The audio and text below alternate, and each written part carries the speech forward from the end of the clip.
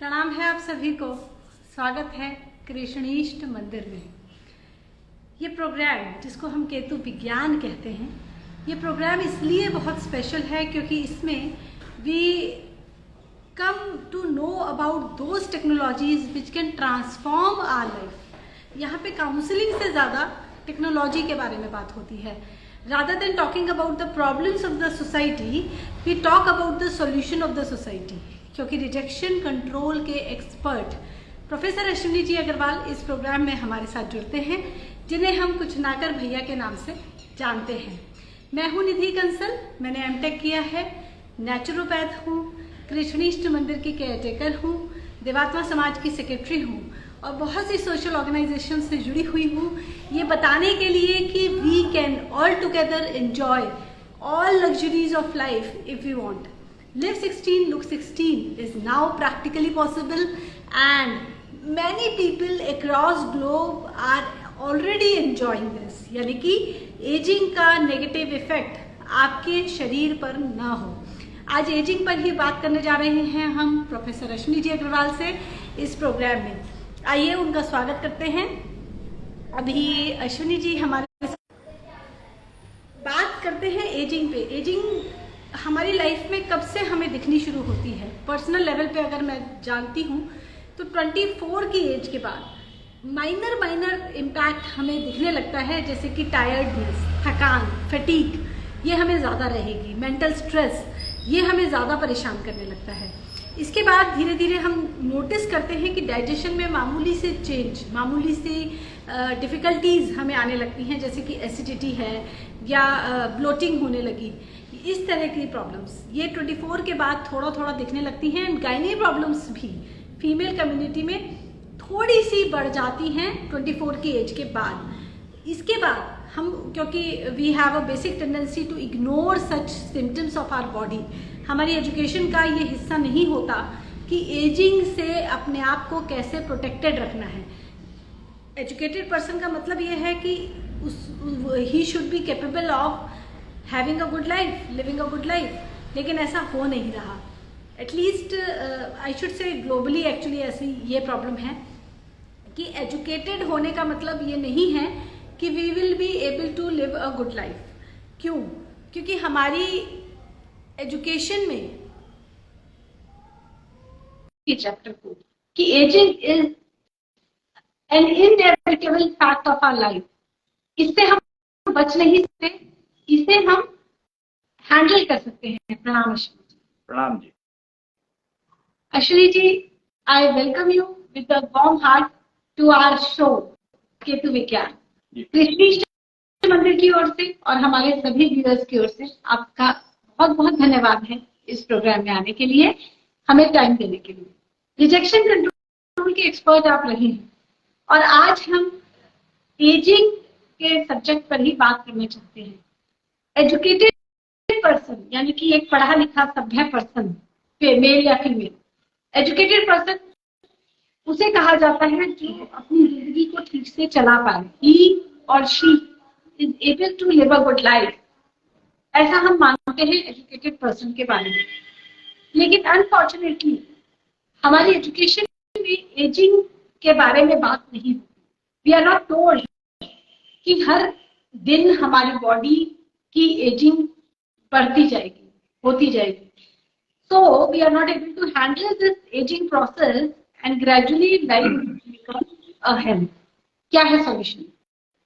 जी देखिए, सबसे इम्पोर्टेंट जो तुमने वर्ड यूज किया, education, educated community and education. तो क्या एजुकेशन का मतलब समझ में आया कि एजुकेशन कहते किसको है? एजुकेशन का मतलब क्या है? क्या एक भाषा बोलना एजुकेशन है? क्या दूसरों को मूर्ख बनाने के तरीके सीखना एक एजुकेशन है? या दूसरों को लूटना सीखना एक एजुकेशन है? क्योंकि एजुकेशन तो कुछ भी हो सकती है। Each and everything, whatever you do, you have to learn. Education means learning. तुमने सीखा और फिर उसका उपयोग किया। तो एजुकेशन है क्या? इसको जब तक हम नहीं समझेंगे तब तक कुछ भी करते रहो, जिंदगी में सुकून नहीं आ सकता, एक चैन नहीं मिल सकता। जैसे एक बहुत ही इंटरेस्टिंग इंफॉर्मेशन, अगर बहुत ही सिंपल और इंटरेस्टिंग इंफॉर्मेशन शेयर कर सकता हूं मैं यहां पर, करना चाहूंगा इनफैक्ट, और जो मेरे ख्याल से समझ में ना आने जैसी कोई चीज नहीं है उसमें, पर लोगों को आज तक समझ में नहीं आई कि हमारे पास 7 दिन है, 7 डेज, और 7 डेज अलग अलग हैं। और उनका मतलब क्या है? 7 डेज अलग अलग होने का मतलब क्या है? क्या आज तक हमने समझा? क्या कभी हमने समझने की कोशिश भी करी कि यार आज अगर सोमवार है तो इस सोमवार का मतलब क्या है, और आज अगर मंगलवार है तो आज मंगलवार का मतलब क्या है, और अगर आज शनिवार है तो शनिवार का मतलब क्या है? सनातन संस्कृति में तो फिर भी ये कुछ हद तक डिफाइन किए हुए हैं। जैसे शनिवार है तो शनि का दिन माना जाता है, कि शनि का दिन है तो मतलब उसमें कुछ पर्टिकुलर एक्टिविटी तुम्हें करनी ही चाहिए, ऐसा कहा जाता है। लेकिन जब हम एजुकेशन की बात करते हैं तो उनमें कहीं पर पढ़ाया ही नहीं है कि एजुकेशन में तुम्हें सोमवार, मंगलवार, बुधवार, बृहस्पतिवार, शुक्रवार, शनिवार का मतलब क्या है, रविवार का मतलब क्या है। 7 दिन है, 7 दिन का मतलब क्या है? पूरे 30 दिन है महीने में, हर रोज का एक नया नंबर आ जाता है, पर इसका मतलब क्या है? फिर मतलब 12 इसका महीने। जी, इसका कोई मतलब नहीं होता। ये तो नाम अलग अलग इसलिए दे दिए so that we are able to identify कि अच्छा मंडे को स्कूल आना है, वेडनेसडे को हम ये काम करेंगे। सिमिलरली नंबर्स दे दिए हैं दिनों को, इनका कोई मतलब होता नहीं है अश्विनी जी। सब दिन होते एक समान। मतलब this is precisely the result of education. Current education का रिजल्ट यही है कि किसी चीज का कोई मतलब नहीं होता है। तो लूट लोगे तो भी कोई फर्क नहीं पड़ता, लूट जाओगे तो भी कोई फर्क नहीं पड़ता, चोरी करोगे तो भी कोई फर्क नहीं पड़ता, क्राइम करोगे तो भी कोई फर्क नहीं पड़ता, किसी को बेवकूफ बना करके पैसे ठग लिए तुमने, पैसे किसी को मूर्ख बना करके पैसे कमा लिए तो भी कोई फर्क नहीं पड़ता। यही एटीट्यूड डेवलप हुआ है करंट एजुकेशन सिस्टम से। तो इसलिए हमें समझना होगा कि हमें एक दूसरे को लूट करके जिंदगी चलानी है, तो ये चल ही रहा है। वो भी चल क्या रहा है? एक जो लूट लेता है वो सोचता है कि मेरे को ना कोई लूट ले। मतलब सोचो कि मैंने तो लूट लिया किसी को, पर मेरे को ना कोई लूट ले। तो education is precisely giving you this कि अभी क्या होता है, एक ना, अगर हम मार्केट की बात करते हैं, बिजनेस की बात करते हैं, दुकानदारों की बात करते हैं, व्यवसाय, और ये चीज एप्लीकेबल है नौकरी में भी, कि क्या है एप्लीकेबल, कि वो एक ही चीज है, सेम चीज, same produce by same, brand name is same. एक दुकान पर वो 100 रुपए की अवेलेबल है, दूसरी दुकान पर वो 40 रुपए की अवेलेबल है, तीसरी दुकान पे वो 60 रुपए की अवेलेबल है, चौथी दुकान पे 80 रुपए की अवेलेबल है, पांचवी दुकान पे वो 20 रुपए की अवेलेबल है, और छठी दुकान पे वो एक के साथ 4 फ्री दे रहा है। और किसी किसी दुकान पे वो 125 रुपए की भी अवेलेबल है। मिनरल वाटर, पानी की बोतल के हिसाब देख सकते हो कि कहां पर पी रहे हो तुम, उसके हिसाब से तुम्हें वो पानी की बोतल उतने पैसे की मिलेगी। एक ही चीज, same, everything is same in the product, but you are getting it at a different price. How is it possible? Raw material is same, bottle is same, everything is same. But then why this difference of price? So if you want to understand this, then you can, if you try to understand this and you fight कि ये 10 रुपए की मिलती है वहां पर तो 50 रुपए की यहां पर क्यों दे रहे हो तुम, तो वो कहता है कि जी तुम वहीं से ले लो जा करके। तो फिर गवर्नमेंट बीच में आ जाती है, एमआरपी लिखा है, तो वो दिखा देता है कि जी मेरी बोतल पर तो 50 रुपए लिखा हुआ है। और वो 50 रुपए मैन्युफैक्चरर ने लिख के दिया या मैंने अपने आप लिखा, ये कौन, किसको क्या वो होगा, कौन चेक करेगा, कौन वेरीफाई करेगा? So at this current education has given us every dot, every point, everywhere, every time, any time, point of fighting. कि हर जगह पे आपको एक पॉइंट ऑफ फाइट मिल जाएगा, पॉइंट ऑफ आर्ग्यूमेंट मिल जाएगा, हर जगह पर, हर चीज में। उसका एकमात्र कारण यही है कि हमने महीने के 30 दिन को नंबर समझ लिया और 7 दिन के जो अलग अलग नाम हैं उनको एक नाम समझ लिया। उनको भी नंबर क्यों नहीं दे दिया गया? आपने कभी ये सोचने की कोशिश की है कि दिनों को भी नंबर क्यों नहीं दे दिया गया, नाम क्यों दिया गया? ये समझने की कोशिश की कभी? नंबर ही देते थे तो कैसे बोलते कि टुडे इज वेडनेसडे, जैसे हम बोलते हैं today is Friday 16th of May। अब अगर आज 6th डे होता तो मैं क्या कहती, 6th day of the week, 16th में बड़ा मुश्किल हो जाता। मुझे क्या पता, इसलिए 6th day of the month कह देते, 6th day of the week, 6th day of the week कहने की जरूरत क्या? मतलब जब मंथ था हमारे पास तो डेज को गिनने की जरूरत ही क्या थी? मैं तो ये कह रहा हूँ, नाम देने की जरूरत ही क्या थी?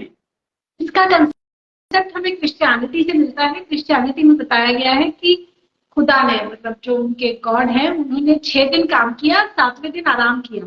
तो Sunday is meant to be rest and prayer.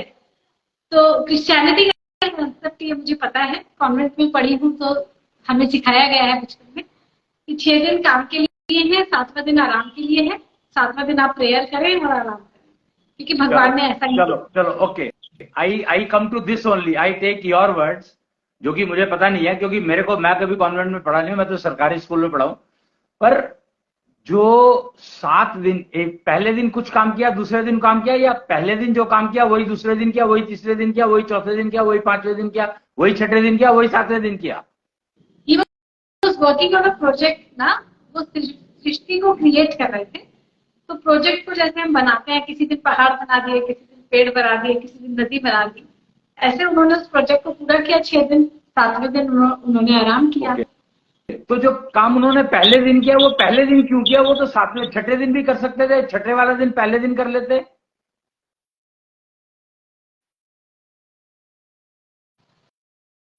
आप मान लीजिए एक बिल्डिंग बना रहे हैं, तो आप पहले नीचे के फ्लोर्स बनाएंगे, फाउंडेशन बनाएंगे, फिर उसका ऊपर के फ्लोर्स बनाएंगे। You can't do it any ऐसे ही। हमेशा प्रोजेक्ट का सीक्वेंस डिफाइन होता है। ये कहां पर लिखा है? रेकी को देखो, लोग जो है ट्रीटमेंट करते हैं। जब आप अब यहाँ पर बीमारी पर आ रहे हो, क्या आपकी बीमारी का, आपके सिरों पेट में दर्द है तो क्या उसका इलाज पैर से शुरू होगा या सिर से शुरू होगा? दैट डिपेंड्स कि कौन सी पैथी को फॉलो किया जा रहा है। जैसे एक्यूप्रेशर नाम की एक पैथी है, उसमें पैरों के तलवों पर कुछ पॉइंट्स होते हैं जिन्हें दबाकर आंखों का या गर्दन का इलाज किया जाता है। तो पैरों से इलाज हो रहा है, लेकिन हो रहा है गर्दन का। डिपेंड्स, अब जैसे हम मुंह से दवाई खाते हैं, आयुर्वेद की, एलोपैथी की, पर खा रहे हैं पेट के लिए। तो दैट डिपेंड्स कि कौन सी पैथी को, कौन से सिस्टम को आप यूज कर रहे हैं। Right. So how will you decide which pathy I should go for? ये हमारे एक्सपीरियंस और हमारी कंडीशनिंग, 2 चीजों पर डिपेंड करता है। एक्सपीरियंस, पिछली बार हमने एक्यूप्रेशर वालों से इलाज कराया था, हम ठीक हो गए थे, तो हम अगली बार भी जाएंगे, या अदर वे राउंड। दूसरा कंडीशनिंग, हमारे पेरेंट्स हमेशा ही आयुर्वेद को फॉलो करते रहे हैं, तो हम भी आयुर्वेद को ही फॉलो करेंगे। 2 फैक्टर्स। एंड तीसरा मीडिया, ऑफकोर्स। आजकल मार्केट में ये टॉरेक्स का बड़ा ऐड आ रहा है, कफ सिरप का। तो मुझे खांसी हुई है तो मैं भी ये कफ सिरप लेके आऊँ, लेट मी ट्राई। 3 फैक्टर्स मुझे लगता है कि मेजरली हम डिसाइडिंग के लिए यूज करते हैं। इसमें फिर अगर कोई लेटेस्ट टेक्नोलॉजी आती है तो उसको तुम कैसे एक्सेप्ट करोगे? और वैसे तो कहते हैं कि ऑब्सोलीट चीजों को कब तक लेकर के फिरोगे अपने साथ? लेटेस्ट टेक्नोलॉजी अगर आती है तो उसका यूज कब करोगे, कैसे करोगे, कैसे एक्सेप्ट करोगे? एडवर्टाइजमेंट कितनी अच्छी है इस पर डिपेंड करता है। जैसे गैलेक्सी का, सैमसंग का नया मोबाइल आया है, उसका बहुत सुंदर सा एडवर्टाइजमेंट आया है, तो I will try it out. अगर इंडिया में किसी छोटी सी कंपनी ने, जिसका नाम बहुत ज्यादा नहीं है, उसने बहुत हाई फाई मोबाइल भी बनाया, तो आई वोंट ट्राई। पता नहीं कैसी कंपनी है, कैसा नाम है, और इसका तो एडवर्टीजमेंट भी कोई बहुत ज्यादा नहीं है। तो आई पर्सनली बिलीव कि एजुकेटिव सेक्टर एक्सपेरिमेंटिंग करने में बिलीव नहीं करते हैं। We believe in going by word of mouth और बाय मीडिया, या by our past experiences. Right. तो precisely this is what I am saying कि आज तक भी हम महाभारत काल तक नहीं पहुंच पाए। अगर हम पीछे वाले को मान करके चलते हैं, वर्ड ऑफ माउथ को मान करके चलते हैं, तो हमें तो रामायण भी अब तक समझ में आई नहीं, जबकि रामायण सबसे ज्यादा वर्ड ऑफ माउथ से चलती है। क्वेश्चन अश्विनी जी यहाँ पे ये है कि why do I need to understand. एक फिल्म की तरह हमने रामायण को देखा है, महाभारत को देखा है टीवी सीरियल के रूप में या मूवीज के रूप में। ओके फाइन, ये भी एक स्टोरी है, हमने सुनी है, हमें पता है इस स्टोरी के बारे में, और नहीं भी पता है तो क्या फर्क पड़ता है। करेक्ट। तो advertisement is same, isn't it? भाई एडवर्टाइजमेंट तुमने कहीं पर देखी है, तुमने सुनी है, और उसमें है या नहीं है, क्या फर्क पड़ता है? मुझे किसी चीज की नीड है, मुझे अपने लिए एक पेन खरीदना है, तो टीवी में ऐड आया है तो आई कंसीडर इट कि एग्जैक्टली कितना profit exactly I was coming down to this point only कि अगर तुम्हें पेन की नीड है तो तुम्हें पेन ढूंढना है, कि उसके लिए एडवर्टाइजमेंट देखी तुमने और वो पेन अच्छा है, या वो पेन मैं ट्राई कर सकता हूं या कर सकती हूं, तो आई गो फॉर इट। रामायण में तो जिंदगी का पूरा निचोड़ दिया हुआ है और उसको तुम देखना नहीं चाहते हो। वो राम जी की, दशरथ की एक फैमिली की कहानी है। उन्होंने कैसे कैसे अपने आप को फैमिली फैमिली हाँ, रामायण फैमिली की कहानी कहां पर है? रामायण तो पूरी की पूरी पूरा पूरा, अरे यार फैमिली की कहानी कहाँ है वो रामायण भाई? फैमिली की तो कहानी है। एक राजा थे, उनकी 4 पत्नियां थी, एक पत्नी रूठ गई, उसने वचन मान लिया कि बड़े बेटे को भेजो, बड़ा बेटा चला गया, अब राजा मर गए, अब छोटा बेटा। So you actually said it. This is what I am trying to put across. That 7 days is a family in a week. No? Do you think the days don't fall into week? Week is the, why the week name is given to 7 days को week क्यों कहा गया? वही बताया तो कि 6 दिन काम किया था ना भगवान जी ने या गॉड ने, फैमिली क्रिएटर ने। हो गई ना। ओहो, इसको तुम ये देखो ना कि वो 7 डेज की फैमिली हो गई ना, उनमें से तुम एक भी इधर उधर नहीं निकाल सकते, तुम्हारे हाथ में है ही नहीं। बल्कि इसमें तो ये वीक में जो फैमिली है तो कभी मरेगी ही नहीं। फैमिली में लोग होते हैं, सबकी अलग अलग पर्सनैलिटी होती है, अलग अलग बिहेवियर होता है। Sorry. You again, you are trying to confuse me, which is not practically possible. You said family में नाम होते हैं, अभी तुमने नाम लिया ना, एक वो था, एक उसके 4 वो थे, उसके 4 तो 7 हो गए ना भाई। अगर 4 बेटे, अब इसको अलग थे, सबका बिहेवियर अलग था, सबका बिहेवियरल पैटर्न अलग अलग था। Exactly, this is exactly what I am trying to come down to, के all had separate different behavior. That is valid for this 7 days also, that each day has certain other behavior. That is what I am trying to say. The education behaviour Thursday जैसा ही होता है, Thursday का behaviour Friday जैसा ही होता है।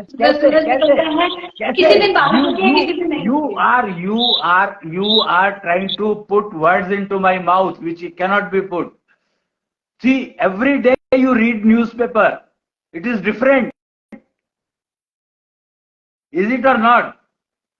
We don't see a pattern in every Friday कि हर Friday इसी type की न्यूज आएगी। We can't see a pattern. जैसे राम जी के बिहेवियर में या दशरथ के बिहेवियर में हमें एक पैटर्न मिलता है, जिसको हम बिहेवियरल पैटर्न कहाँ मिलता है? यही तो मैं कह रहा हूँ कि वो पैटर्न कहाँ दशरथ की लाइफ में पैटर्न कहाँ मिलता है? अगर दशरथ की लाइफ में पैटर्न मिलता होता तो वो 1 शादी करता, 2 शादी करते ही नहीं, 3 शादी करता ही नहीं, क्योंकि उसको पता था कि कोई ना कोई पंगा पड़ेगा, मेरी जान को एक ही नहीं संभलती। आज की तारीख में पूछ के देखो ना, बताएंगे तुम्हें कि एक ही नहीं संभलती तो 2 या 3 ला करके मैं क्या करूंगा?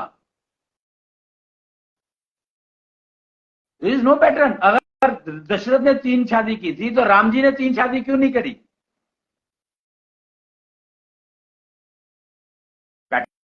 उन्होंने देखा कि मेरे पिताजी को बहुत सफर करना पड़ा, तो उन्होंने डिसाइड कर लिया कि मैं तो एक ही करूंगा। But obvious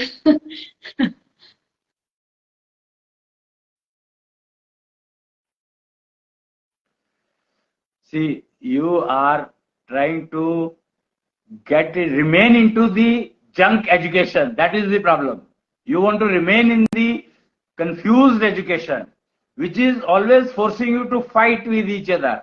Which is because unless you two fight, वो एक ना स्टोरी है छोटी सी, दो बंदर और एक बिल्ली की, या पता नहीं दो बिल्ली और एक बंदर की थी, क्या थी वो कहानी मुझे पता नहीं है, मतलब याद नहीं है कि बिल्ली और बंदर कौन थे। दो बिल्ली और एक बंदर की कहानी है, वो रोटी बांटने की। राइट। तो ये कहानी आज की तारीख में हर घर में दिखाई दे रही है।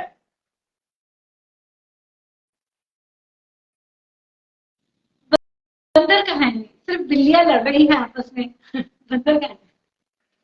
बंदर है या तो सास ससुर या फिर मतलब बच्चे।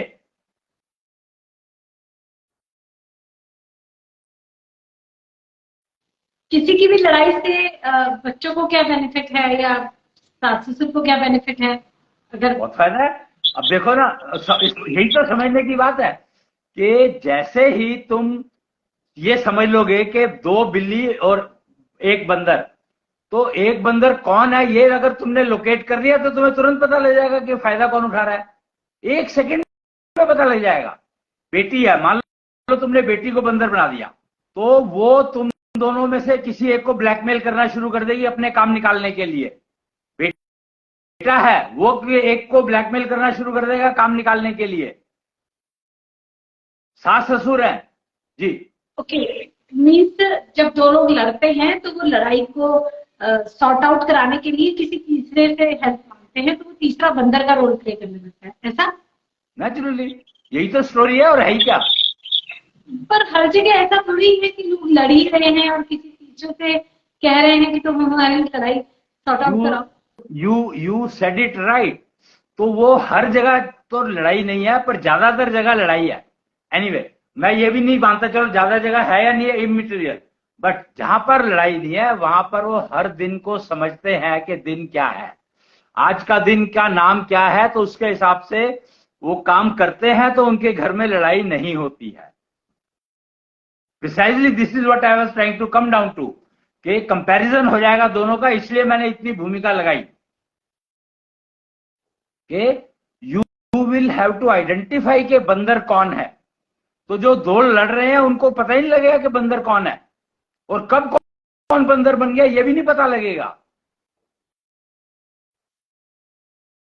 और वो लड़ क्यों रहे हैं ये बात तो उनको पता ही नहीं है कि वो लड़ किस बात पे रहे हैं। पत्नी लड़ रही है कि मेरी हेल्थ ठीक नहीं रहती है तो मेरे को डॉक्टर को दिखाना है। पति कहता है ठीक ठाक तो है, सारे काम तो कर लेती है तू, फिर प्रॉब्लम क्या है।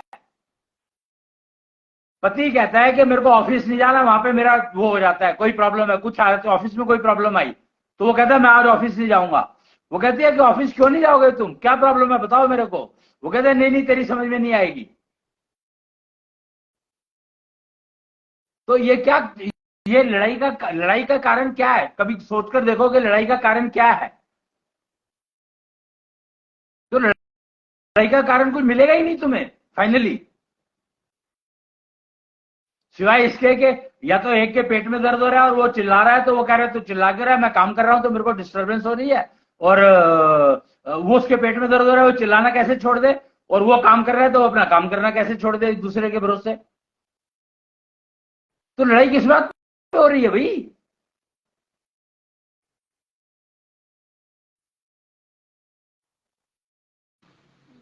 बेसिकली लड़ाई का रूट कॉज पता नहीं, जेलसी हो सकती है। नहीं, I don't it is know. not jealousy, it is precisely the education is responsible for this precisely. Education ने कब कहा कि तुम आपस में लड़े जाओ? मैं बताता हूँ, अभी देखो तुम खुद कहोगे, तुम्हारे पेट में मान लो एक मदर, एक वाइफ है और एक हस्बैंड है, और वाइफ के पेट में दर्द हो रहा है।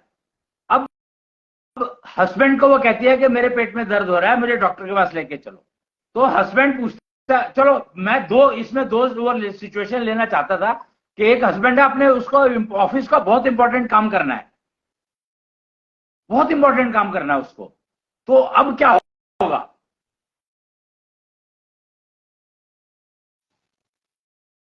हस्बैंड कहेगा कि तुमको शाम को लेकर चलेंगे डॉक्टर के, या कल लेकर चलेंगे, या समहाउ उसका अरेंजमेंट करेगा कि वो डॉक्टर के पास जा पाए और ट्रीटमेंट करवा पाए जो भी पेट में दर्द है, या उसे पता है कि कोई मेडिसिन काम करती है तो उसको वो मेडिसिन दे देगा कि तुम्हारे पेट में दर्द के लिए ये टैबलेट है, ये ले लो। इसका मतलब क्या हुआ कि पत्नी has accepted the experimentation on her and पति हैज एश्योर्ड के चल यार एक बार जान छुट्टी में अपना काम कर लूं।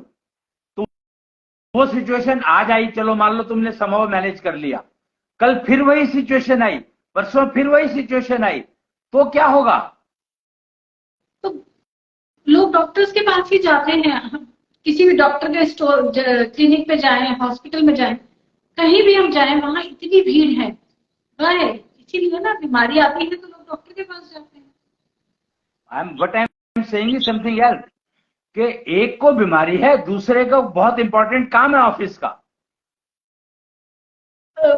जाएंगे तो डॉक्टर के पास, लेकिन कहीं ना कहीं फ्रस्ट्रेशन रहेगी दोनों को, क्योंकि एक के अंदर चिड़चिड़ापन रहेगा बीमारी की वजह से, दूसरे के अंदर फ्रस्ट्रेशन आएगी कि my work is getting affected and इसका तो रोज का है, मुझे तो डेली इसके साथ आना पड़ता है, she does not care for her health.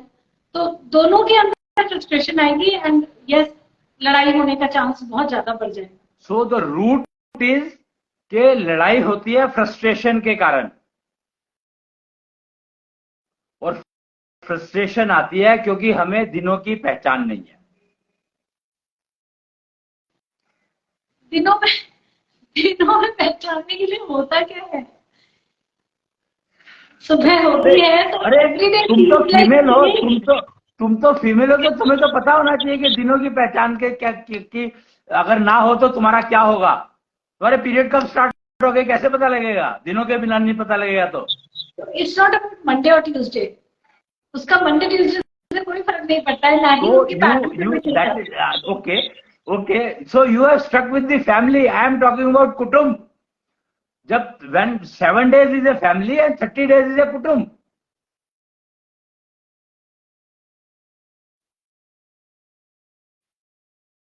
Moon is changing every day. It is conveying that today day has changed. Why don't you understand? चंद्रमा की स्थिति या चंद्रमा का रंग हर रोज बदलता है, इससे हमारी लाइफ पर क्या इम्पैक्ट, और बात दिनों की हो रही है। ये सवाल तुमने सही पूछा। सूरज तो हर रोज एक जैसा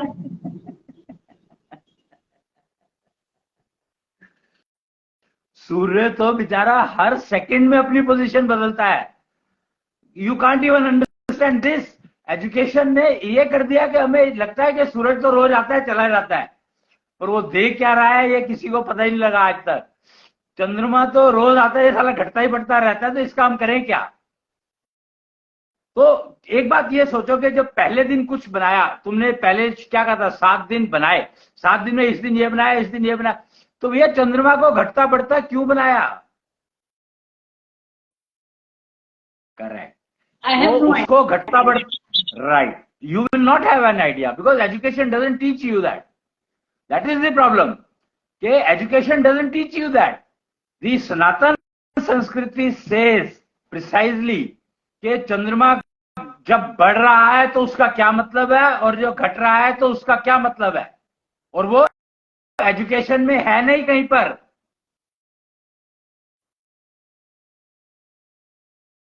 ये भी दो पक्ष हो गए, एक शुक्ल पक्ष होता है, एक कृष्ण पक्ष होता है। चंद्रमा बढ़ता है फिर घटता है, तो ये मंथ के 2 पार्ट्स होते हैं, 14-14 दिन की साइकिल्स होती हैं, इसमें हफ्ता वीक कहीं नहीं है। Sorry again you are mistaken, it is not 14-14 दिन, इट इज 15-15 दिन। यही तो एजुकेशन में मिसिंग है।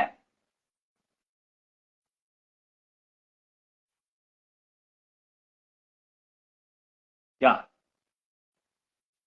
चंद्रमा की साइकिल 28 डेज की होती है। किसने कहा? ये मिथ है, यही तो एजुकेशन ने मिथ दी है। किसने कहा 28 डेज की होती है?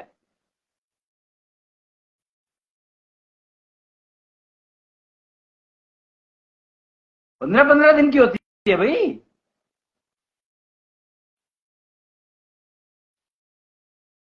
तो एजुकेशन की ये प्रॉब्लम है कि वो जो चीज है सामने उसको भी एक्सेप्ट करने में उसको दिक्कत है। सामने है और एक कोई इमेजेस में है तो उसको भी आप उसको एक्सेप्ट करने में कोई प्रॉब्लम नहीं है। This is called height of confusion.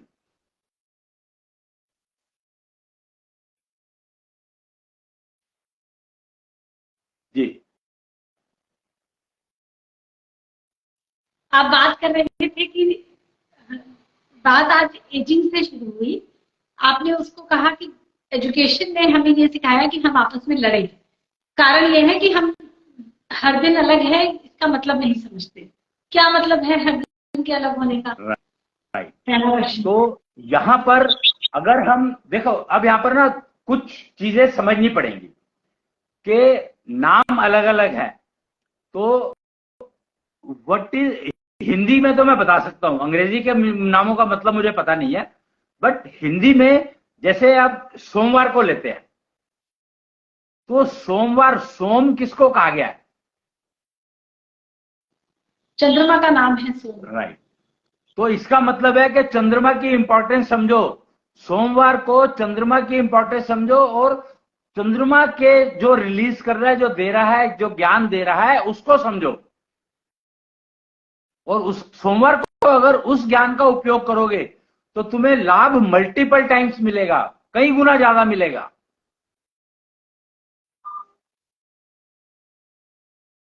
फिर मंगलवार, मंगलवार, मंगल किसको कहा गया है? मंगल मार्स को कहा गया है, वो लाल रंग का ग्रह कहते हैं, बहुत एनर्जी उसमें होती है। मंगल राइट। बट मंगल कहा गया है, बहुत एनर्जी होती है। तुमने जो स्टेटमेंट कही इसको समझो कि Mangal can give you so much energy that it can take care of all your problems. तो मंगल का मतलब होता है अच्छा होना, शुभ होना। फिर तो उस दिन अगर तुम एनर्जी का यूज करोगे तो शुभ होगा ही ना। अगर तुम्हारे अंदर पूरी एनर्जी है तो तुम जो भी काम करोगे बढ़िया करोगे, सक्सेसफुल करोगे। तो मंगल को वो काम करो जिसमें एनर्जी की मैक्सिमम जरूरत पड़ती है, because it is given by nature, it is made available by nature on that day. बुधवार, बुध जो है वो बुद्धि को कहा गया है। तो बुधवार को अगर तुम डिसीजन मेकिंग के काम करोगे तो तुम्हें बहुत फायदा होगा, गलती होने के चांसेस कम होंगे।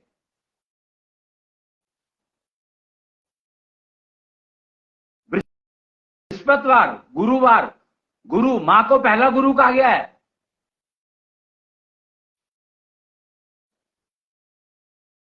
शुक्रवार, शुक्र के बिना तो कोई चीज संभव ही नहीं है, पॉइंट ऑफ इंटीग्रेशन है शुक्र। संतोषी माता का व्रत रखा जाता था इस दिन, संतुष्टि प्राप्त करने के लिए, संतुष्टि देवी का पूजा करने के लिए। संतुष्टि देवी की अगर पूजा करते हो इस दिन तुम, युगल भगवान की, तो आपकी जीवन में कितना इंप्रूवमेंट आ सकता है फैमिली लाइफ में। Family life I am talking, family life में वो सोच भी नहीं सकते तुम। शनिवार, द डे ऑफ जस्टिस, इस दिन अगर तुम न्याय करने का वो करते हो तो तुम्हें कितना तुम सही काम कर पाओगे। विक्रमादित्य बनने का रास्ता, विक्रमादित्य न्याय के लिए प्रसिद्ध थे, तो उसके लिए शनिवार। और रविवार सूर्य की पूजा करने के लिए, कि सूर्य बताता है कि क्या करना है। सूर्य तुम्हें दे रहा है निरोगता की, वो निरोगता के लिए सारा कुछ। तो निरोगी रहना है तो सूर्य को उपयोग करना सीखो। तो रविवार को सबसे ज्यादा काम करना पड़ता है, छुट्टी नहीं बना सकते तुम। रविवार का मतलब है कि सूर्य को उपयोग करना, और सूर्य को उपयोग करना मतलब सबसे ज्यादा काम करना है तुम्हें उस दिन, अपने शरीर को निरोगी करना है।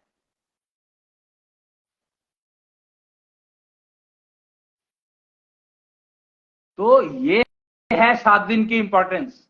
और अगर हम ऐशो सभ्यता में जाते हैं तो इनके नाम ही कुछ और हैं। कृष्णवार, श्री शिववार, युगलवार,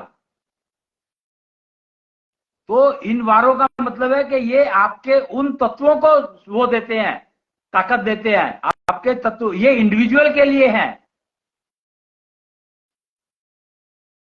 जैसे युगलवार, युगलवार का मतलब है कि मेरे मन और बुद्धि और शरीर में युगलता आ जाए। आप अभी मंगलवार, बुधवार, शुक्रवार इनके बारे में बता रहे थे, फिर ये युगलवार, ये एक और एशो सभ्यता, जो ये मैंने मंगलवार सोमवार बताया, ये अन्यानी सभ्यता के हैं। और जो करंट आई है, नई सभ्यता जो आई है, वो है एशो सभ्यता, दक्षिण्या संवत्सर चलता है जिसके अंदर। तो उसमें जो वारों के नाम है वो अलग दिए, दूसरे नए तरीके से डिफाइन किए गए, वो तत्वों पर आधारित है।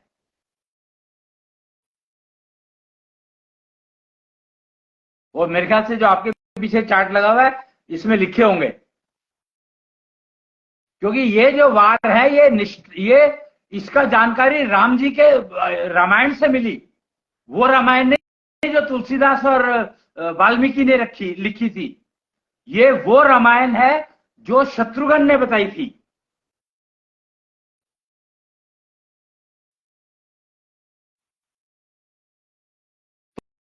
तो वाल्मीकि की रामायण और तुलसीदास की रामायण तो सारे गाते हैं, सबको पता है, पर शत्रुघ्न की बताई हुई रामायण के बारे में कोई ज्ञान ही नहीं है किसी को। तो एजुकेशन की ये प्रॉब्लम है कि एजुकेशन ने बताया ही नहीं कुछ भी, सिवाय लड़ने के, और कुछ नहीं सिखाया। पर मैं यहां पर जरूर एक बात कहना चाहूंगा, इसकी भी पॉजिटिव इफेक्ट हैं, पर हम समझ नहीं पाते हैं कि लड़ाई का मतलब क्या है एक्चुअली। Discussion, debate, arguments. क्योंकि बिना विवेचना के तुम किसी भी चीज को एक्सेप्ट कर लोगे तो वो नुकसान देगी ही देगी। जिस टॉपिक पर डिस्कशन संभव नहीं है, वो टॉपिक तुम्हें नुकसान के अलावा कुछ नहीं देगा। तो लड़ाई का मतलब है, अगर इसको लड़ाई के एंगल से देखोगे तो तुम्हें कुछ नहीं मिलेगा, लेकिन जैसे ही तुम इसको डिस्कशन के एंगल से देखोगे तो तुम्हें समझ में आना शुरू हो जाएगा कि तुम कहां गलती कर रहे थे। कि मेरा पेट में दर्द जो है वो इंपॉर्टेंट है या उसका प्रोजेक्ट इंपॉर्टेंट है। दोनों समझ पाओगे इस बात को। तो सबसे इंपॉर्टेंट जो रिजल्ट है उसका, कि फ्रस्ट्रेशन नाम की चीज आपकी लाइफ में आएगी नहीं, अगर आप एजुकेशन की बजाय विद्या लोगे। शिक्षा नहीं, विद्या लेनी है। शिक्षा और विद्या में फर्क है। तो आपको शिक्षा नहीं लेनी है, एजुकेशन नहीं लेनी है, विद्या लेनी है आपको। विद्या यही है कि हम ये समझें कि सातों दिन क्या कह रहे हैं, अलग अलग हैं। विद्या है डिबेट, डिस्कशन। विद्या का मतलब है कि तुम कोई भी चीज को सुन रहे हो तो उसको डिस्कस करके एक्सेप्ट करोगे कि हाँ ये ठीक है कि नहीं है। एनफोर्स नहीं करोगे।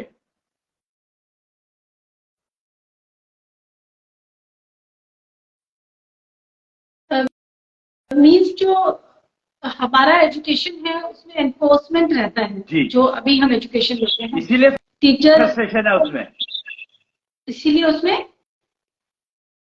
इसीलिए उसमें फ्रस्ट्रेशन है। Enforcement brings frustration. Ji.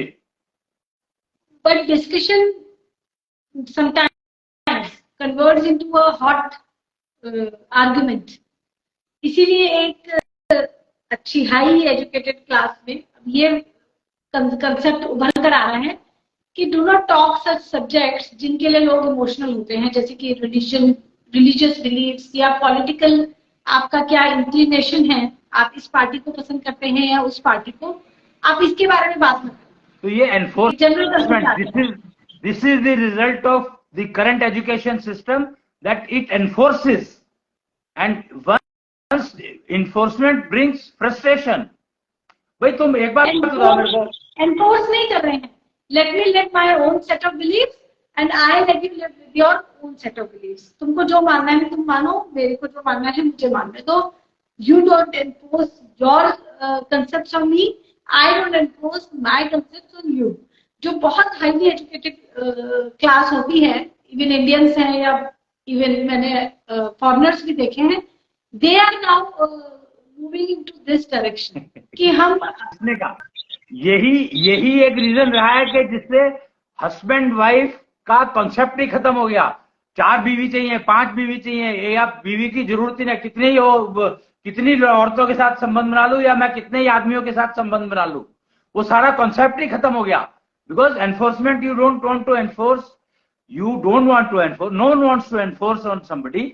I don't want to enforce my, और मेरे पेट में दर्द हो रहा है तो मुझे डॉक्टर के पास जाना है, तो मैं क्या करूं ये बताओ मेरे को।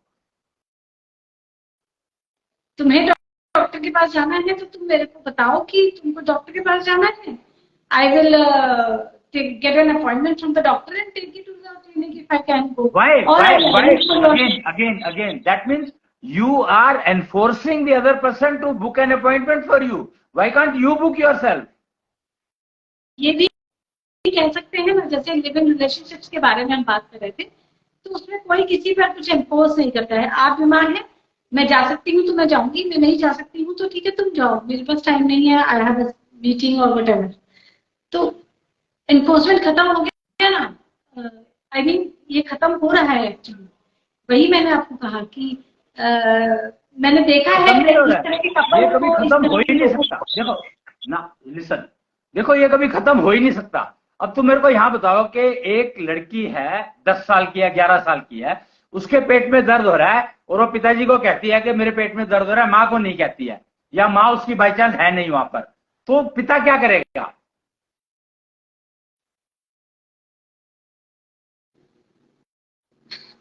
किसी को कोई भी बीमारी है तो डॉक्टर के पास जाएंगे, ये एक स्टैंडर्ड रूल है हमारी सोसाइटी में। डॉक्टर के पास जाएंगे, ये एक स्टैंडर्ड रूल है हमारी सोसाइटी का। नहीं, पिता पूछेगा कि कितना दर्द है, अभी चल जाएगा तो थोड़ी देर में जाएंगे, वो कहेगी हाँ थोड़ा, अभी इतना नहीं है, थोड़ा सा है। अब नेक्स्ट डे अगेन, और फिर इमरजेंसी आ गई। अब क्या? क्योंकि a male can never understand the problems of female, here the gender starts playing a big role. और माँ होगी तो माँ कहेगी हाँ हाँ ये तो होता ही है, तेरे वो आने पीरियड्स आने वाले होंगे, इसलिए तू ये कर ले, बात खत्म। तो बेटी की जिंदगी बाप ने खराब की या माँ ने बचाई?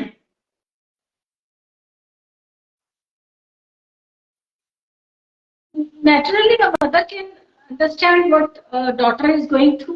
ये बहुत नेचुरल है, फीमेल समझ सकती है फीमेल दूसरी फीमेल की कंडीशन। यहाँ पर ये है ही नहीं, सवाल ये यहाँ पर है ही नहीं। सवाल ये हो रहा है कि what we are talking, what subject we started with. Basically we started with ageing, लेकिन फिर आपने एजुकेशन के बारे में बताया कि एजुकेशन की वजह से हम लोग लड़ते हैं, इससे फ्रस्ट्रेशन आता है। एनफोर्समेंट सिखाती है हमें ये एजुकेशन, और एनफोर्समेंट के बारे में आप बता रहे थे कि एक ने कहा कि मैं बीमार हूँ, तो दूसरे के लिए वो एनफोर्समेंट हो गया कि अब उसको डॉक्टर के पास लेकर ही जाना पड़ेगा।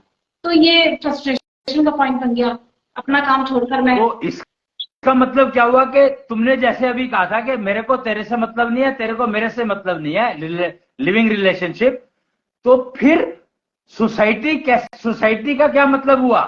एक तो ये मिसकंसेप्ट दिया इस एजुकेशन ने कि तुम अब इस एज के हो गए तो तुम परिवार से अलग हो गए हो।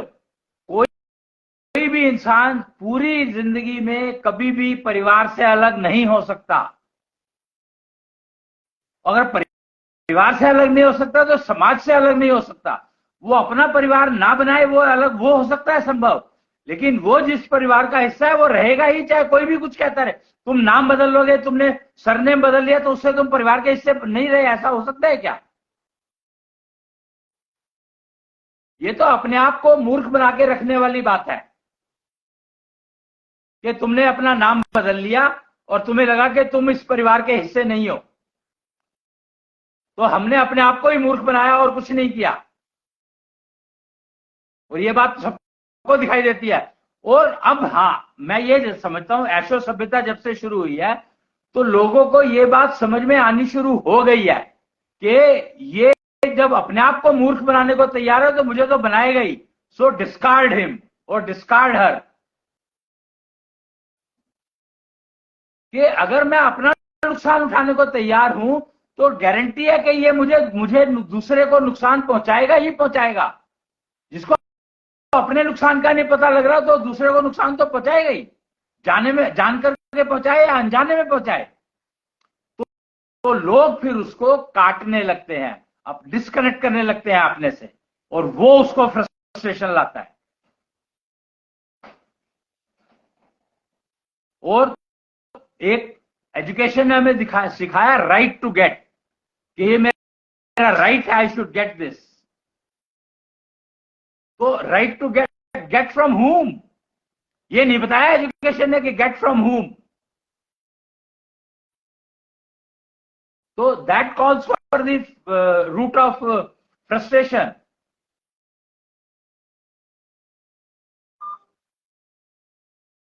तो इन सब के लिए हमें महीने के 30 दिन है, तो पहली तारीख का क्या मतलब है, दूसरी का क्या है, तीसरी का क्या है, ये समझना पड़ेगा।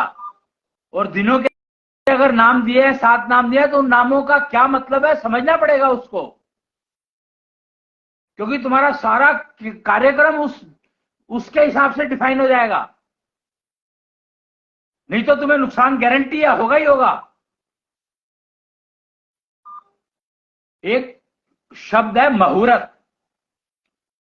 जिसको कि लोग मानते नहीं है, पूछते नहीं है, और अंग्रेजी में कहते हैं कि do the right time, follow the right time, follow the right time, discipline.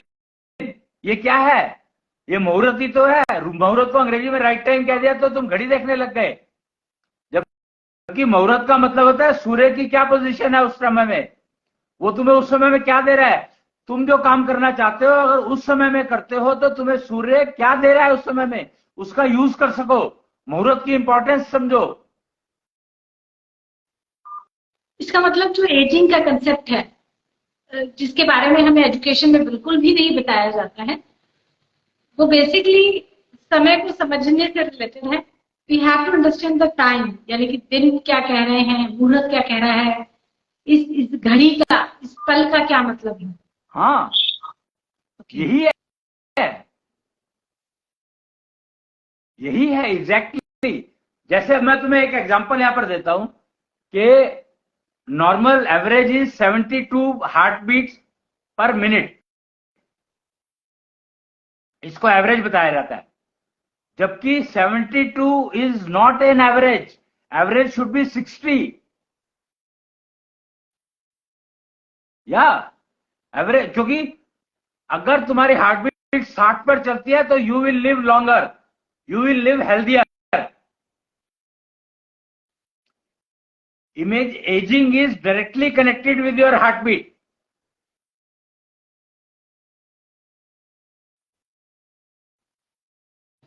Heart beat को स्लो करना या फास्ट करना हमारे हाथ में नहीं होता।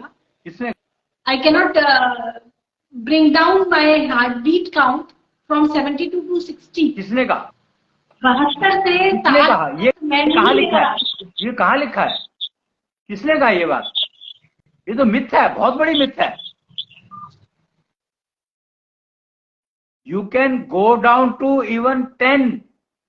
It is completely in your control.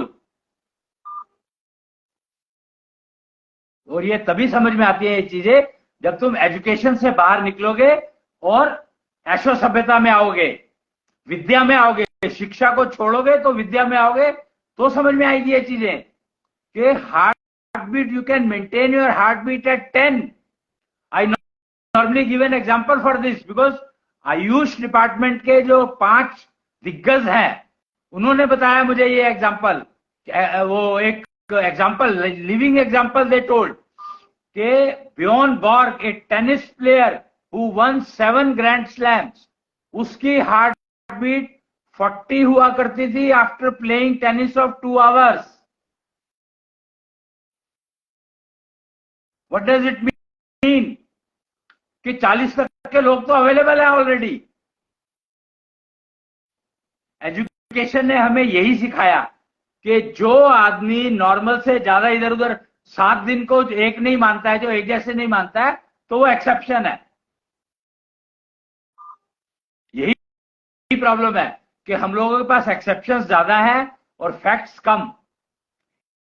इसलिए साइंस रोज बदल जाती है, क्योंकि आज ये पता लगा, कल को ये पता लगा, तो कल पुराने वाला ऑब्सोलीट हो गया। आप ये आईटी फील्ड को देखो ना, कि every hour you are getting obsoleted. Obsolution का मतलब क्या है कि ओल्ड हैज डाइड, मर गया है पुराना, तो नया आ गया। तो क्या लाइफ तुम्हारी 1 घंटा रह गई है? 1 hour? You want your life to be 1 hour? If you want that, fine, then remain in education.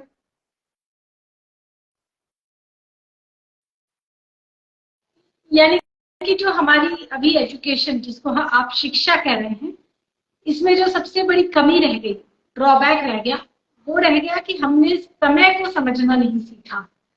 हमें ये पता नहीं लगा कि आज का दिन पिछले दिन से कैसे अलग है, और आज के दिन में ऐसी स्पेशलिटी क्या है, इस पहर में, इस घंटे में क्या खास है। तो we are not able to decide in the right direction.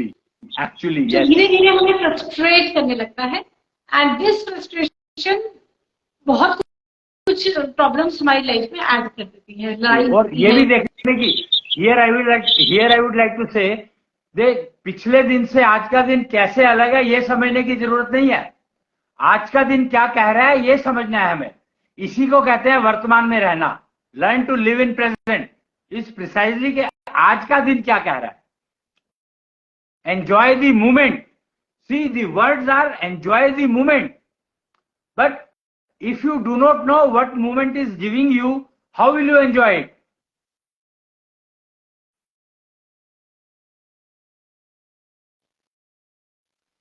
एक मूवमेंट हमें क्या दे सकता है? एक पल, एक मूवमेंट हमें क्या देता है?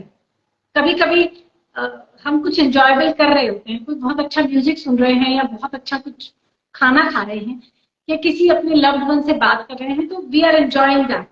लेकिन every moment I don't believe can be enjoyed actually practically, because education has never told you what is the meaning of movement.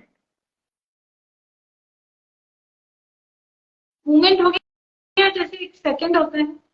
नहीं, यही प्रॉब्लम है। Movement can be as long as your life, and movement can be as small as the fraction of a second. That is the की।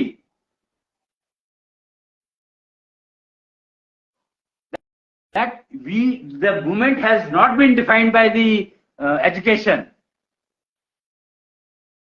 जी अश्विनी जी, आपसे movement ये क्या है ये समझना रहेगा, क्योंकि मुझे लगता है कि इसमें समय लगेगा सीखने में, समझने में कि मूवमेंट क्या है। आप मूवमेंट किसे कह रहे हैं? कल के केतु विज्ञान में हम यही डिस्कशन को कंटिन्यू करेंगे। What exactly is movement और enjoy the moment, इसका मतलब क्या है? आपका बहुत बहुत धन्यवाद है आज के डिस्कशन के लिए, जिसमें हमने एटलीस्ट ये बात समझी है कि एजुकेशन में हम समय को समझ ही नहीं रहे हैं, तो एजिंग को हम हैंडल नहीं कर पाते हैं, which becomes our biggest failure. चाहे कितना भी हम ग्रो करें या कहीं भी पहुंचे, हम एजिंग को ही नहीं संभाल पा रहे हैं, तो we have not lived, हम जिए नहीं। Right. तो समय को समझना it is absolutely important। इसमें enjoy the moment, ये सुनने में बहुत अच्छा लगता है, लेकिन मुझ जैसे एजुकेटेड लोगों के लिए इसकी कोई मायने नहीं। तो इसके बारे में आपसे डिटेल में समझेंगे। बहुत बहुत धन्यवाद आपका इस प्रोग्राम में। प्रणाम प्रणाम। जय कृष्ण। जय Krishna. Education is absolutely important. You want your children to be well educated, but what kind of education is needed for a good life? This is also to be understood now. अच्छी education के लिए सिर्फ पैसे काफी नहीं है, अच्छी health भी चाहिए, और हेल्थ आपकी हर रोज डिटोरेट होती है बिकॉज ऑफ एजिंग। एजिंग एक ऐसा चैप्टर है, ऐसा सब्जेक्ट है जिसके बारे में हमें बिल्कुल भी पढ़ाया नहीं जाता है। हम इसके बारे में बात नहीं करते हैं, और एजिंग को हम 80 की एज से जोड़ते हैं। हम बुढ़ापा समझते हैं कि एजिंग का मतलब है जब हम बूढ़े हो गए। हम हर रोज बूढ़े हो रहे हैं, हर रोज हमारी बॉडी की एनर्जी, हमारे मन का कॉन्फिडेंस, हमारी हैप्पीनेस लेवल नेचुरल वे में कम होने लगता है अगर हम उसको संभालना नहीं सीखते हैं। तो अगर आप चाहते हैं कि ऐसा आपके साथ या आपके बच्चों के साथ ना हो, तो शिक्षा को विद्या में अपग्रेड करना होगा, जिसका शायद सबसे पहला स्टेप है learn to enjoy the moment. इसके बारे में कल केतु विज्ञान में बात करेंगे कुछ नाटक भैया दिल्ली वाले से। आज के लिए इतना ही। मैं हूं निधि कंसल, नुरजा, दिल्ली की ऊर्जा, कृष्णेष्ट मंदिर, अंबाला से। प्रणाम।